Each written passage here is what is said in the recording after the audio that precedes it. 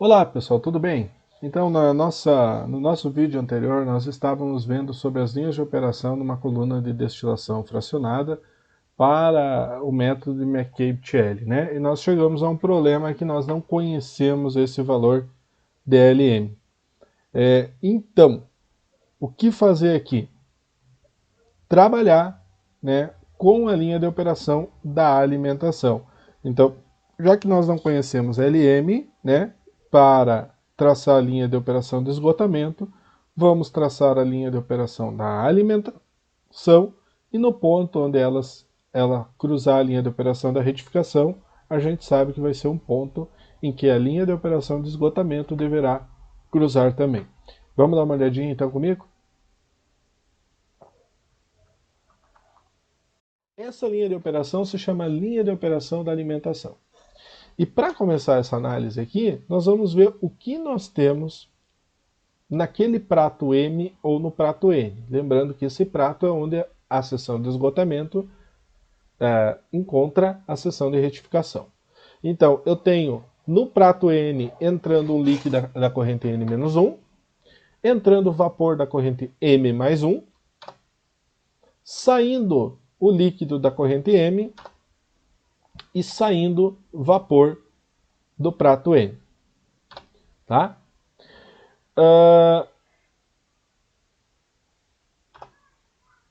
Então, assim, ó, o que acontece? F, ele vai dar uma contribuição, a alimentação, né, ela vai dar uma contribuição para a corrente LM, essa aqui, então, dependendo da sua temperatura. E essa contribuição e essa fração de F que contribui na corrente LM, tá, ela é chamada aqui pela letra Q, um quociente Q. Então, vejam bem,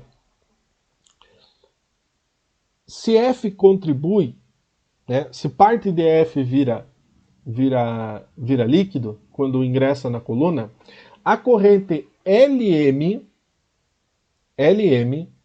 vai ser o que veio do estágio anterior, Ln-1, mais aquela parte de F, a parte de F, que ficou na forma de líquido. Tá? Estou fazendo uma modificaçãozinha, né, só para escrever, então, que Lm menos Ln-1, a diferença dessas duas colunas, vai ser igual a o quociente, né, Q vezes, ou seja, qual a fração de alimentação que está na forma de líquido vezes a corrente F. Se nós fizermos uma analogia para a corrente de vapor, nós temos a mesma coisa. Então, quanto de vapor que sai do prato N? Né? Foi o que entrou, né?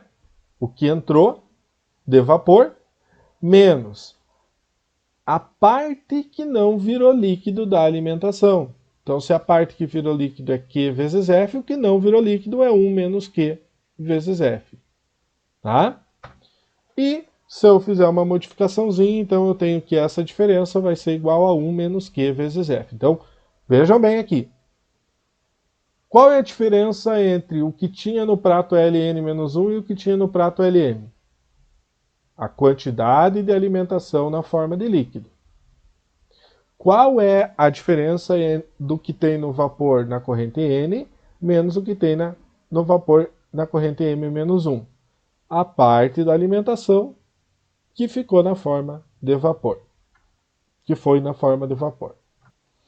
Bom, se nós pegar lá as equações 14 e equações 22, tá? E fazer algumas modificaçõezinhas, tá? E essas modificações estão associadas ao prato que eu peguei e a forma de representar elas, tá? Então, eu chego a essas duas equaçõezinhas aqui, tá? Então, que a quantidade de vapor na corrente N vai ser a quantidade de líquido que vem do prato N-1, né? Mais a corrente de destilado vezes a composição de destilado. No prato VM mais 1, né? No prato M mais 1, desculpa, o que entra, que é LM, tá? é igual o que sai, Vm mais 1, e o produto e a quantidade de produto na corrente de fundo. Tá? E vou resolver isso aqui na forma de um sistema de equações.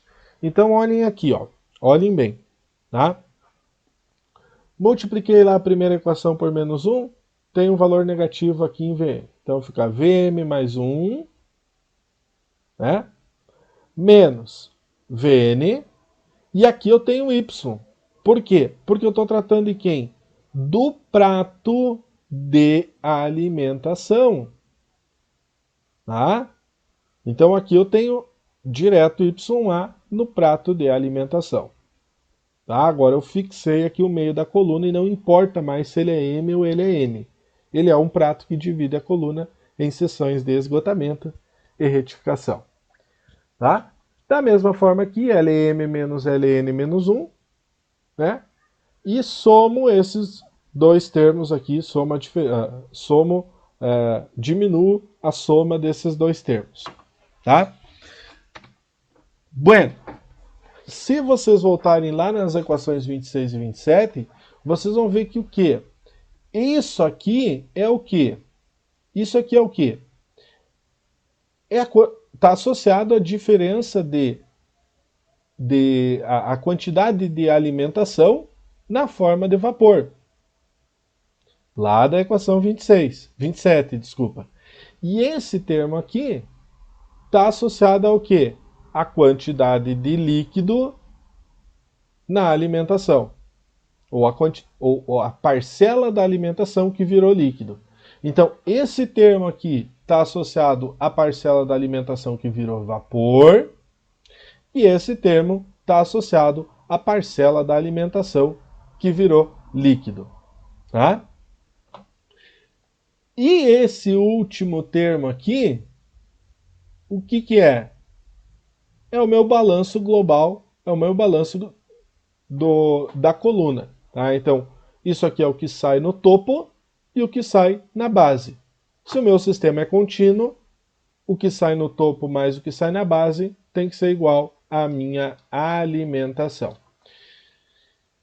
Então vejam, eu substituí aqui duas correntes que eu não...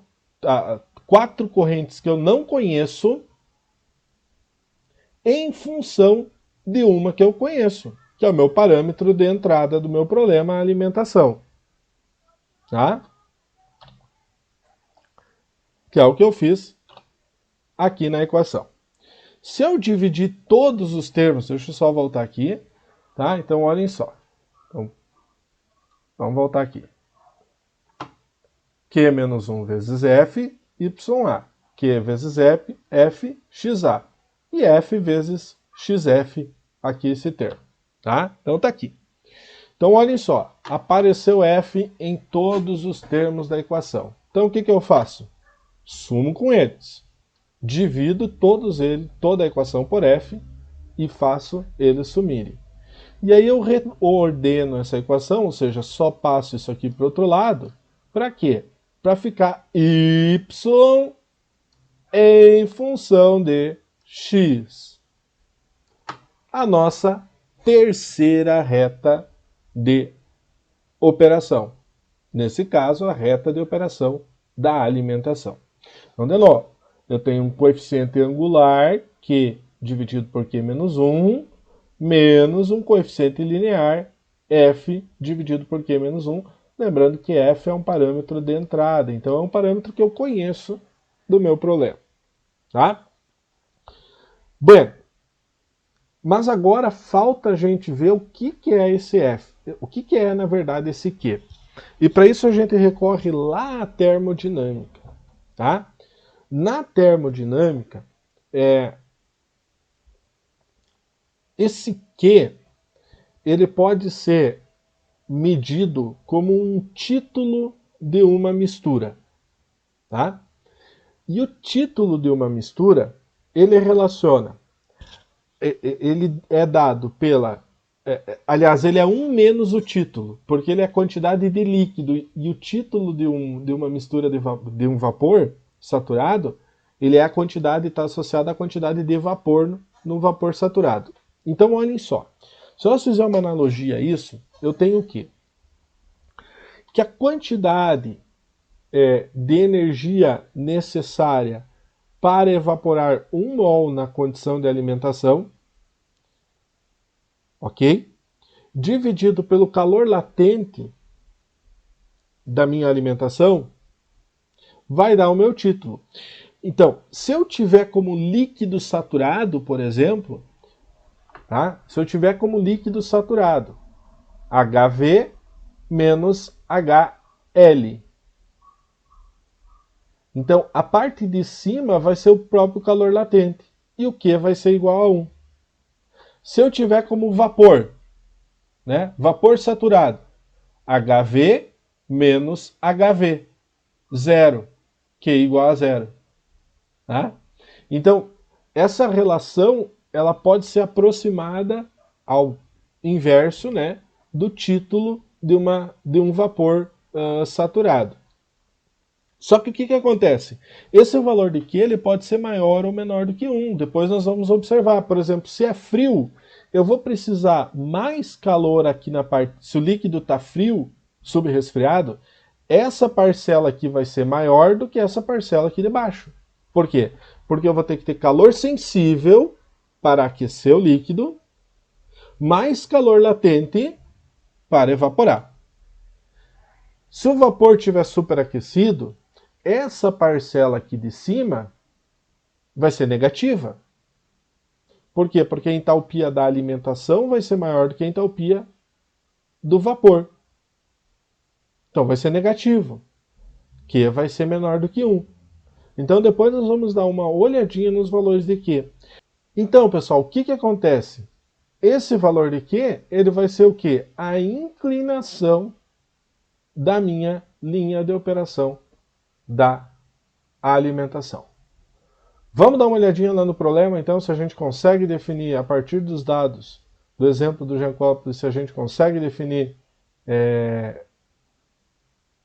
a linha de operação da alimentação? Bom, já a linha de operação da alimentação, né? Então, eu tenho que o seguinte, né? Que ela é dada por y igual a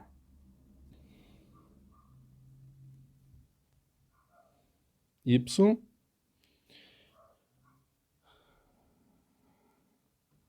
já para a linha de operação da minha seção de alimentação, eu tenho que y é igual a Q dividido por Q menos 1 vezes x menos xf sobre Q menos 1. E a minha incógnita aqui que eu tenho, né? Óbvio, x e y é uma das incógnitas, né? Mas a minha incógnita que eu tenho aqui mais importante é o valor de Q, tá? Então, Q é definido como o calor necessário para evaporar a solução, ou seja, QV, a entalpia de vapor menos a entalpia da alimentação, dividido pelo calor latente de vaporização. Tá bem?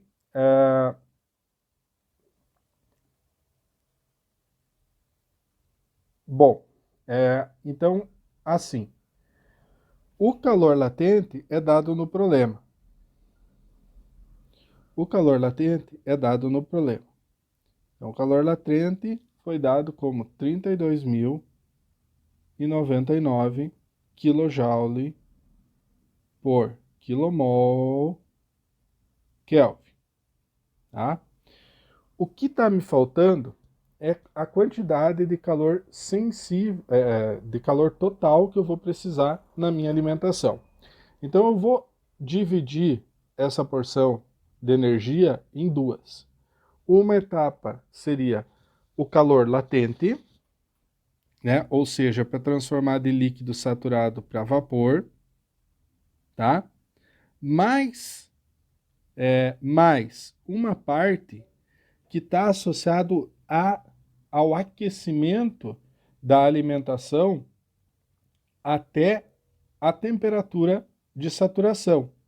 Então, essa parte é sensível. Então, é dado por Cp, T de saturação, menos a temperatura da alimentação. Então, só relembrando dos diagramas de termo, né? Da nossa saudosa e querida Vera Maria Rodrigues, né? Fazer um diagramazinho aqui bem pequeno, tá? Aqui eu tenho entalpia, aqui eu tenho temperatura, né? E o que eu vou ter aqui? Eu vou ter uma linha de pressão constante, tá? Então, se eu tenho uma temperatura, uma determinada temperatura de alimentação, tá? Eu tenho uma parcela de calor sensível e uma outra parcela, aqui o calor sensível, e uma outra parcela de calor latente, né? Essa parcela de calor sensível eu descrevi aqui, e essa parcela de calor latente é o termo da entalpia de vaporização. Ok, resolvi em partes o meu problema. Sim, resolvi em partes o meu problema. Só que, vamos lá, eu tenho o calor latente, eu tenho o Cp, eu tenho a temperatura da alimentação. O que está me faltando é a temperatura de saturação. Tá? E como que eu vou descobrir essa temperatura de saturação? Se eu tenho uma mistura com 45%, tem 45% de benzeno e 55% de tolueno, tá? O que acontece? Essa mistura, na saturação, ela vai estar de acordo com esse gráfico de equilíbrio, onde eu tenho a linha de ponto de bolha e a linha de ponto de orvalho. No ponto de bolha, eu vou ter no ponto de bolha eu vou ter a minha temperatura, o meu líquido saturado, e lá no ponto de orvalho o meu vapor saturado. Então, se eu conheço o valor, a minha composição da mistura, entrando aqui com a composição, eu só alterei esse gráfico, tá? Eu só alterei esse gráfico aqui para vocês, para ficar mais simples o entendimento, tá? Então, se eu tenho a minha composição, tá? A minha temperatura de saturação vai ser aqui no ponto de bolha. Ou seja, em torno de 93 graus Celsius, ou, transformando aqui em Kelvin,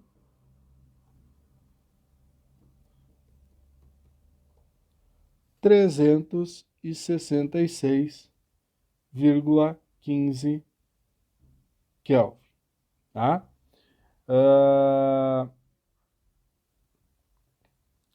Então, cheguei aqui ao meu valor da minha temperatura de ebulição, tá? Agora, eu consigo calcular isso aqui, tá? Então, eu vou conseguir calcular o parâmetro Q, tá? Então, vamos ali para o cálculo do parâmetro Q. Então, Q vai ser igual, tá? Vamos puxar lá a equação.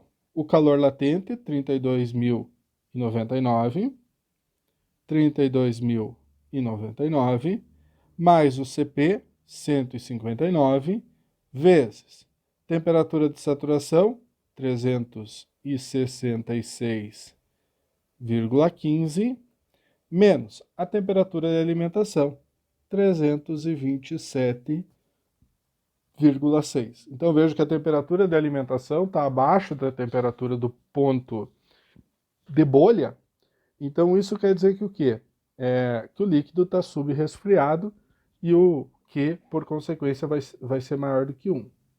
Tá? Dividido por 32.000 199. Tá? Realizando esse cálculo aqui, tá? Vou ter o quê? Minha resposta final, 1,194. Agora sim eu posso aplicar esse valor de Q aqui na linha de operação da alimentação. Tá? Então, aplicando na linha de operação, y vai ser 1,194, dividido por 1 menos 1,94, então 0,194,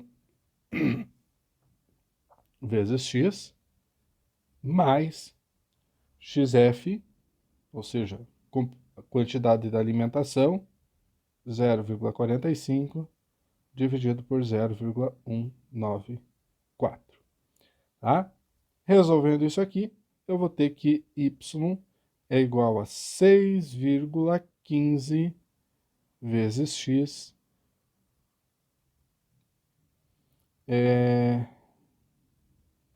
só uma correção, tá? Aqui não é mais, e sim menos, né? Deixa eu ver lá na outra equação se eu botei mais ou menos. Tava menos, aqui que eu errei.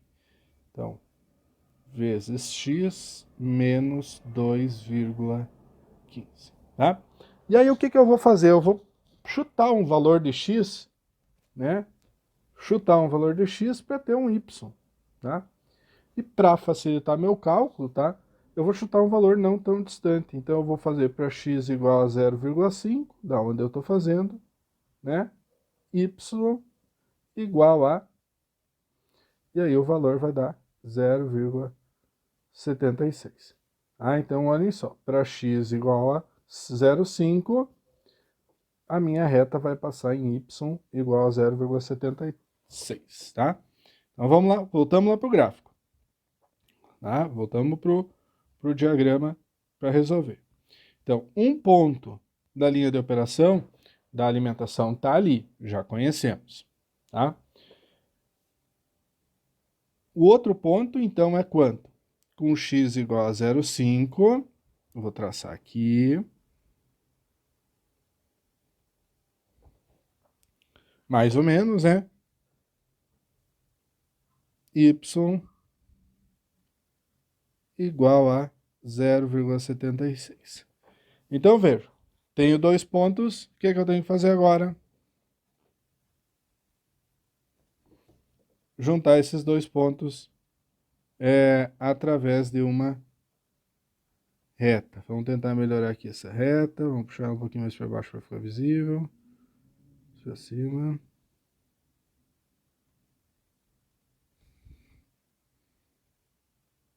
Muito bem. Então, agora eu tenho tanto a minha linha de operação da seção de esgotamento, né? A minha linha de operação da alimentação. E o que está faltando? Está faltando a minha linha de operação da seção de retificação, tá? Então ela passa aqui e vai passar lá no... Vou fazer ela melhor aqui, depois eu ajusto ela, né? Ela faz aqui, né? E ela vai passar onde? Lá no ponto onde as três retas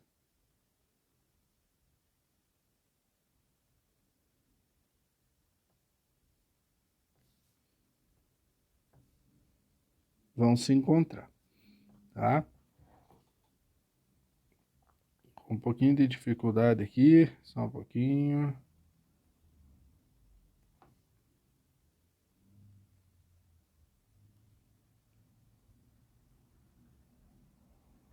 Tá? Não, né? Mas, mais ou menos aí já dá para ter uma ideia. Depois a gente vai levar isso aqui lá para o estatístico. Aí, garoto. Tá? A gente vai levar isso lá para o PowerPoint para ficar isso melhor, tá? Então, vejam aqui. O que aconteceu? Tenho as minhas três retas. Agora eu tenho que colocar isso. Agora eu tenho que ver como que eu resolvo quantos são os números de estágio. Vamos dar uma olhadinha lá na aula? Então, pessoal, Tínhamos a nossa linha de operação da seção de retificação, né? Colocamos ali o ponto da nossa linha, nosso ponto da alimentação sobre a pendente, né? E a partir da equação da linha de alimentação, da linha de operação da alimentação, certo? Nós chegamos ao quê? Nós chegamos que para um valor de 0,50 de x, o valor de y deveria ser 0,76. Então, criei o pontinho aqui e tracei uma reta. Está aqui a minha linha de operação da alimentação. Então, se eu sei que as três linhas encontram no prato de alimentação, o que eu vou fazer agora? Vou colocar o meu valor de xb, que era 10% ali, ficou um pouquinho para o lado, né? Mas vou colocar o meu valor do produto de fundo e vou o quê? Traçar a linha de operação passando por esse ponto onde as três linhas se juntam. Tá? Ok? Bem, a partir daí, pelo método gráfico de McCabe-Thiele, nós vamos construir os estágios da minha coluna. Então, como que eu vou fazer? Esse ponto aqui é o último ponto da minha coluna, então vai ser o primeiro prato. Esse primeiro prato, ele vai estar em equilíbrio, aliás, ele vai ser o meu primeiro prato porque é de cima para baixo, tá, pessoal? É só uma correção, tá? Ele vai estar em equilíbrio com o líquido. Então, se esse ponto aqui é 0,95, tem que ser 0,95 porque é o parâmetro de entrada do meu problema, tá? O que vai acontecer? Está aqui o ponto do vapor, na linha de equilíbrio. Se eu pegar lá de cima, ficou um pouquinho para o lado ali também, eu vou ter a composição do líquido que sai do estágio 1. Então, que desce pela coluna do primeiro estágio. Agora, novamente, cheguei na linha de operação. Está ali a minha linha de operação. E não confundam agora de operação com a de 45. Então, essa condição vai ser o quê? Se é a minha linha de operação, vai ser a composição do meu segundo estágio. Então, o meu primeiro estágio estava em 95, o segundo está em 90. E aqui, certo? Aqui eu vou ter o quê? O líquido que sai do meu segundo estágio. Vai estar ali com 0,77% de composição. De novo, cheguei na minha linha de operação. Nessa condição, eu vou ter o quê? A composição do vapor de quem? Do terceiro estágio. Tá? Na linha de equilíbrio, a composição do líquido do terceiro estágio. E assim por diante. Então vejam que eu vou fazendo aqui o quê? Uma escadinha. Tá? Uma escadinha. Desculpa aqui, tá meio difícil de fazer. Estou tentando dar o meu melhor aqui. Tá? Vou traçar aqui as linhas para ficar mais fácil. Y4 e X4, Y5 e X5, Y6 e X6, Y7 e X7. Opa! X7 está chegando próximo a XB. Por que XB? Porque é o que sai da coluna. Tá? Vamos fazer mais um para ver o que acontece. Y8. Opa! X8 maior do que XB. Ou seja, com esse número de estágio, fecha o que eu necessito para minha operação. Tá? Então vamos dar uma olhadinha. Ó. Só voltando aqui, ó, fazer a cascatinha aqui. Ó.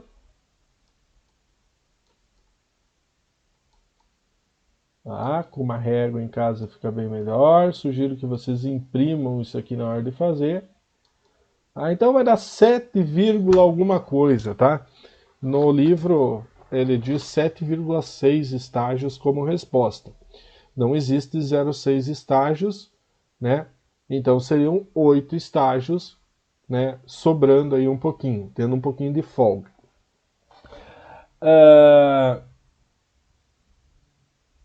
Bem, o que acontece? Esse último estágio aqui é o meu refervedor, tá?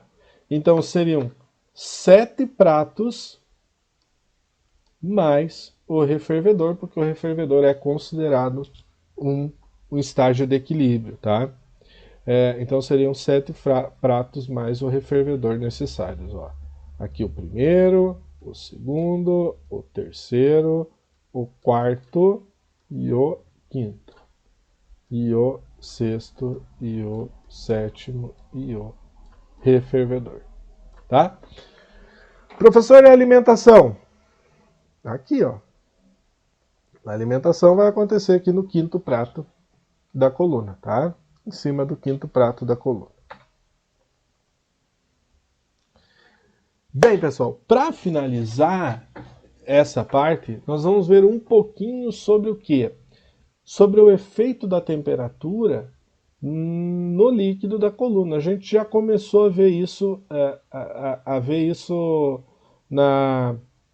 quando nós definimos lá o quociente Q, né?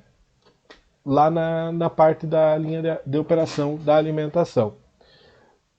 Só para deixar bem claro, nós vamos trabalhar com as 5 condições. Quais condições são essas? Primeiro, temperatura da alimentação menor do que a temperatura do estágio. Então, ele está entrando como líquido subresfriado.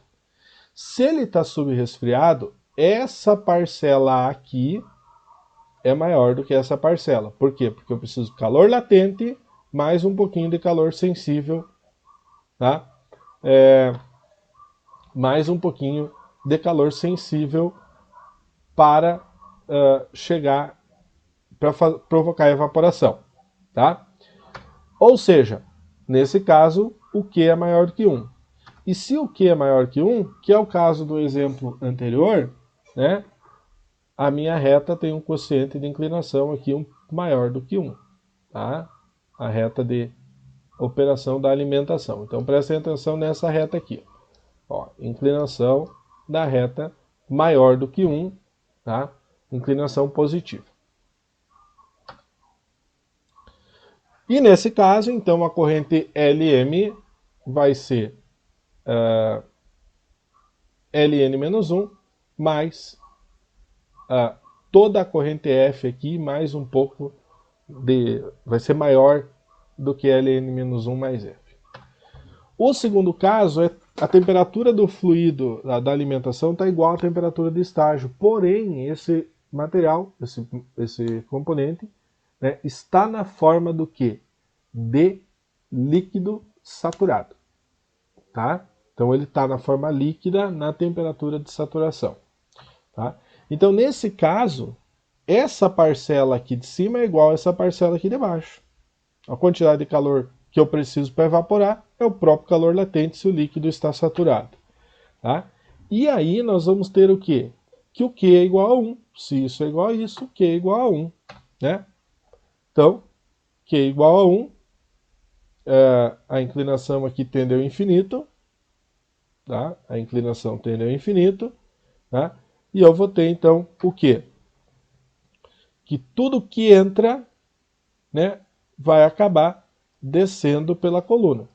Então a corrente F vai contribuir integralmente na corrente LM. O terceiro caso, o T é igual a F.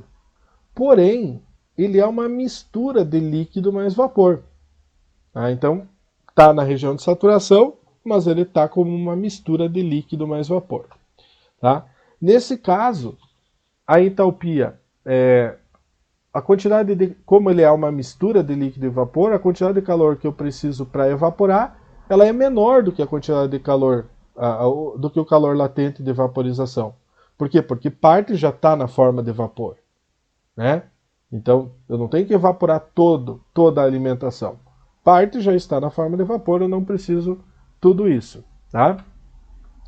Então, o meu Q vai ser um valor entre 0 e 1, tá? Então, uma inclinação aqui entre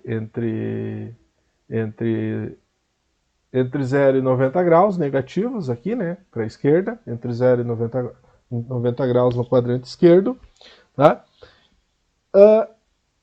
E o que acontece? Então, a corrente LM, ela vai ser maior do que Ln-1, tá? Mas nem todo F, nem toda a alimentação vai contribuir com essa corrente LM. Por quê? Porque parte está na forma de vapor. Tá? Então eu tenho uma contribuição. Tenho uma contribuição, mas ela não é total da alimentação. Quarto caso, vapor saturado na temperatura do estágio. Tá? Então, se já está sendo alimentado como vapor, esse termo aqui é zero. Tá? E se esse termo é zero, o Q é igual a zero. Tudo é alimentado como vapor. Nesse caso, não temos inclinação. Tá? Não tem inclinação. Tá? E o que acontece? Não tem alteração na corrente LM.